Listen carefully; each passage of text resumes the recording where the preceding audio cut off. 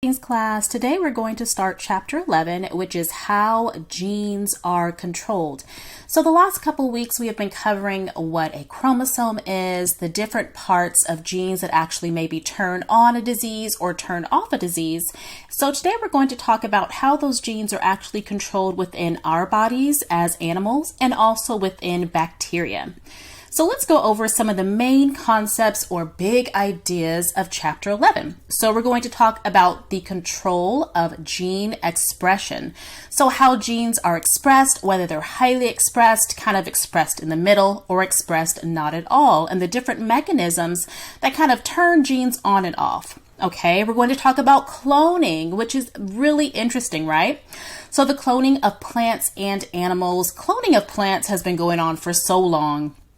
And I'm sure we've all heard of Dolly the sheep, which is a cloned animal, and just talking about the different parts of that. And then lastly, we're going to talk about the genetic basis of cancer. So how is cancer caused? Does it run in your family? Are there different genes that can cause cancer? So that's what we're going to go over today. All right, so first let's go ahead and cover control of gene expression. So a lot of processes in our bodies are controlled by proteins, which you really think of that, right? But proteins have a huge role in our bodies and also how they can either turn DNA on or off, especially for prokaryotes. They are responding to their environment. So prokaryotic things are like bacteria, some archaea, right? So this process by which genetic information flows from genes, which is part of our DNA, right, to proteins, talking about that transcription and translation. Kind of thinking of genotype to phenotype. If you remember, genotype is the way that our DNA is kind of set up, our genes, right? Our genetic material. And think of phenotype as your physical expression of those genes. Okay, so that is gene expression. So you may contain a bunch of different genes, let's say for instance, maybe skin color, hair color, or eye color, but only certain ones are expressed, okay? And the why that those certain, let's say, skin color is expressed is because of either the upregulation or downregulation or expression of those specific genes, okay? So proteins that interact with DNA can either turn that DNA on or off in response to environmental changes, like I said before, for those prokaryotes. In prokaryotes, genes for related enzymes are often controlled together in units called operons, and this is a good definition to know. So for these different prokaryotic processes, they have different regulatory proteins. There is a full process for these actual genes to actually start moving forward. So let's say this prokaryote is trying to make a specific enzyme, okay? There is going to be a kind of that controlling enzyme or protein is taken off, and that whole process is told to go. Once there is enough of that enzyme built up within the prokaryote system, that enzyme actually kind of feeds back and serves as kind of a stop or controlling operon to stop the entire process because that prokaryote now has enough of that specific enzyme. Okay, so let's look at a couple of these examples. So we're talking about the production of lactose, which you know is probably that milk sugar, right? So in this process, the operon is turned off. Okay, so we have our DNA right here, we have our mRNA, and we have our proteins. Right here you'll see we have this regulatory gene. Okay, if we have that protein being produced, it's actually going to go and bind here to the operon or this operator and stop the production of lactose. Okay, but let's say it's called the lac operon. So lac, L-A-C, standing for lactose, and then operon. This lac operon, let's say, is turned on. So we have our DNA, we have our protein, we have our lactose being produced, but we have something going in here, our inactive repressor, binding onto the lactose so that it cannot bind to this operon at the operator, this yellow portion right here, and block the production of lactose. So with this type of lac operon, if it is turned on, we do get the production of these enzymes that are used to break down lactose. Okay. All right, so as kind of a zygote develops into a multicellular organism, which is a human, right? Those cells have to undergo something called differentiation. And differentiation causes the different cells to become specialized in structure and function, okay? So we have the same types of cells throughout our bodies. But the regulation of the genes, whether they're upregulated or downregulated, or we can say active and inactive, or inactive, actually gives that body structure its function. So let's say we have a liver, right? And we have liver cells. Those liver cells could technically be used for other functions throughout the body, but because their liver functions are upregulated or activated, they're going to have the liver function. And because the other functions, let's say maybe it has a function for digestion, right? Those genes are actually downregulated, also known as inactivated, okay? So just think of that, differentiation, becoming specialized for which part of the body they're going to be acting on, okay? All right, so chromosomes, remember that chromosomes are just kind of tightly wound DNA, and different kind of modifications can actually affect the gene expression. So a chromosome that is tightly wound is bound and kind of held together or given stabilization by something called a histone. This is a protein, okay? And as the histones kind of bind and stabilize the DNA, they become kind of a long string. Think of maybe a necklace of beads, and those little beads are called nucleosomes, okay? So nucleosomes contain DNA and histones, all right? DNA packing tends to block gene expression by preventing access of transcription proteins to the DNA. One example of DNA packing is X chromosome inactivation in the cells of female mammals. Also something called epigenetics, which is really interesting. If you ever get a chance to kind of go deeper into this, this is amazing, okay? Epigenetics is kind of considered non-genetic genetics, the way that we have different modifications or upregulation and downregulation. We're doing a lot of research into epigenetics and the causes of different cancers, things like that. Epigenetics is also kind of known as, we can kind of think of your family history. So think of maybe, let's say someone's grandmother smoked while they're pregnant with their mom, right? So because that grandmother smoked, it actually has an effect on her grandchildren, because a female fetus produces all the eggs they're going to have over a lifetime, starting at about 4 months gestation, right? So the acts of the grandma actually has that tertiary effect on the grandchild. So just kind of thinking about that. So that's an example of epigenetic inheritance. All right, so here is our DNA right here in the blue, our double helix. We have our little lavender colored histone proteins coming in to stabilize. And then you kind of see this beaded appearance of the nucleosome. Okay. All right, so let's look at a little cat. We have our embryo, we have our chromosomes. There is an allele for orange fur, and there is an allele for black fur. Okay, so what happens here, we have an active protein where we have orange fur in one spot, inactive for black, but now we have inactive for orange and active for the black fur down here. So this is why this little kitten has different colors, just different gene activation. And this happens a lot with cats, especially female cats. They're going to have at least, sometimes they have 3 colors. All right, so different assemblies of proteins actually control eukaryotic transcription. There's a lot that goes into the transcription, which is the conversion of DNA to RNA. So transcription factors, which is a big definition I would pay attention to, these are actually proteins that promote the binding of something called RNA polymerase to a gene. And RNA polymerase helps with a bunch of different stuff for RNA. We'll go over a few things, okay?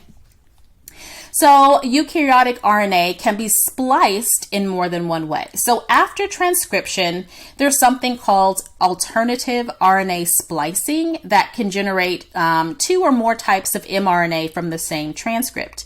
So in humans, more than 90% of protein coding genes appear to undergo something called alternate splicing. So there's so many different ways that, let's say, this RNA can kind of be split up to make different types of genes. Okay. So for example, we have our DNA. We have something called exons and introns. Okay.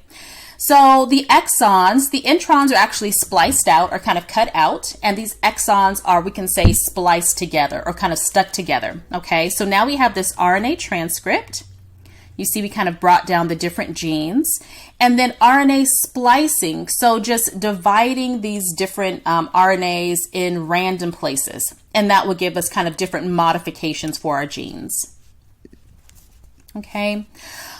So also with gene expression, not just the beginning stages in gestation, also as we age, we can also have different types of gene upregulation and downregulation. So the lifetime of that particular mRNA, which is that messenger RNA, it helps to determine how much protein can actually be made. So that lifetime of that mRNA, that single strand, can determine how much protein is actually made, and it has a huge impact on translation. All right, so sometimes proteins do need to be activated in some kind of way, and then eventually the cell will kind of break it down once it's not needed anymore. Okay. Non-coding RNAs play multiple roles in controlling gene expression. Only about 1.5% of the human genome actually codes for proteins.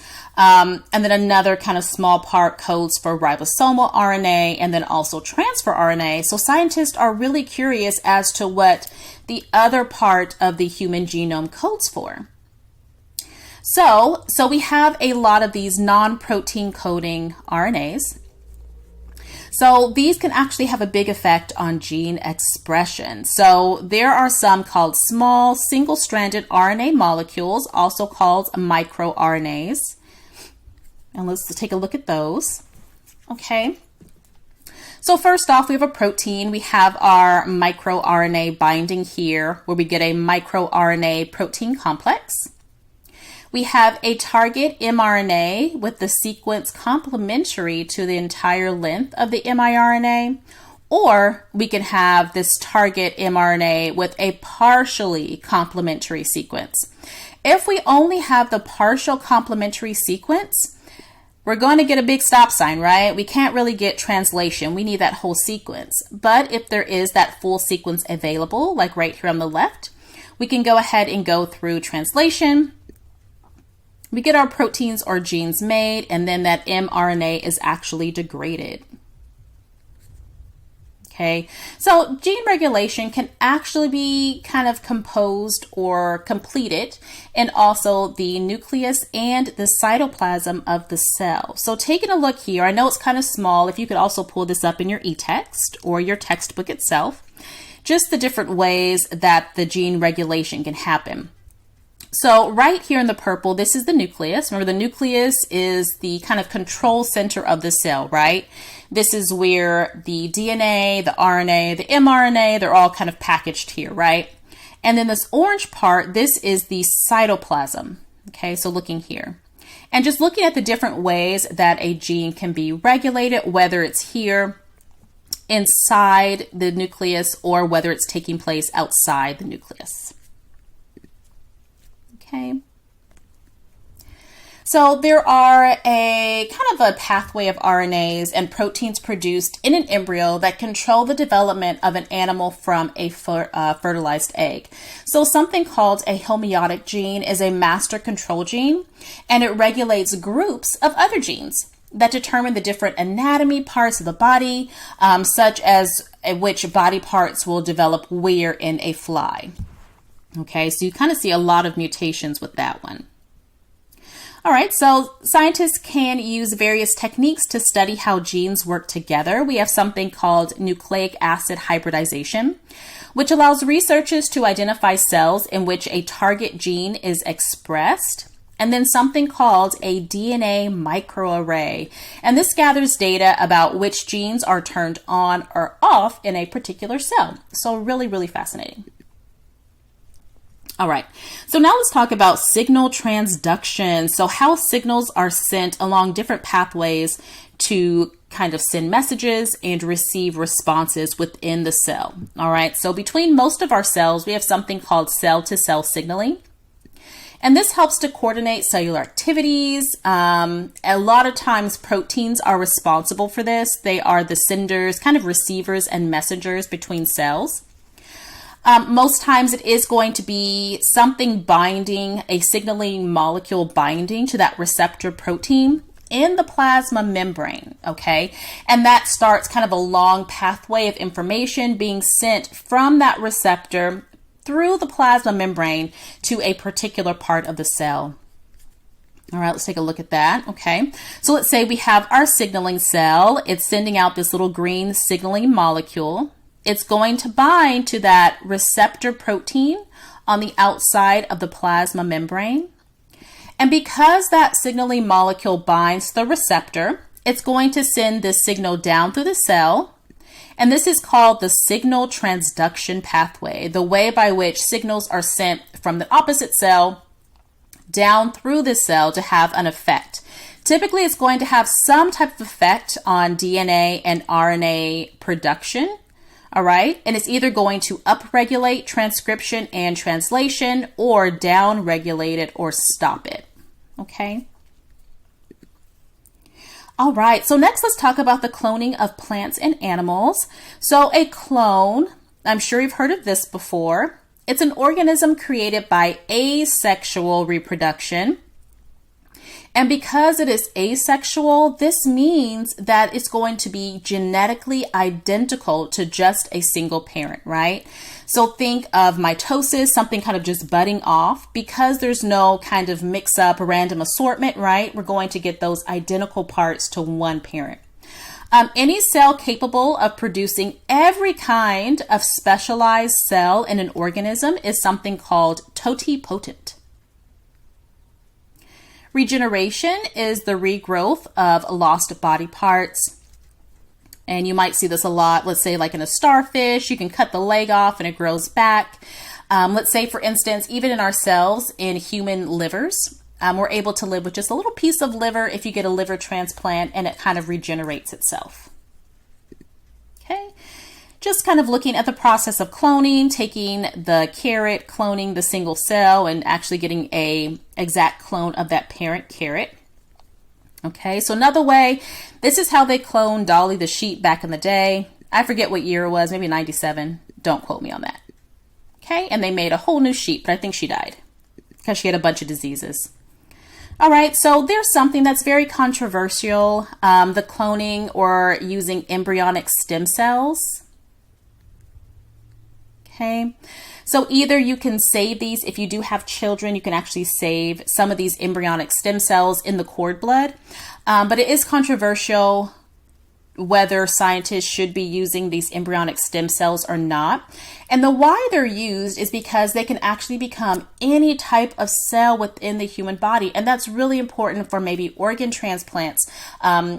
People who have been in car accidents who may become paralyzed, there's ways to actually regrow those spinal nerves so that they're able to move again. Okay, so looking at this, we have our embryonic stem cells, and we can kind of combine that with adult stem cells and bone marrow, make more blood cells, make more nerve cells, make more heart cells, maybe producing a whole heart to give to someone. All right, lastly, let's talk about the genetic basis of cancer.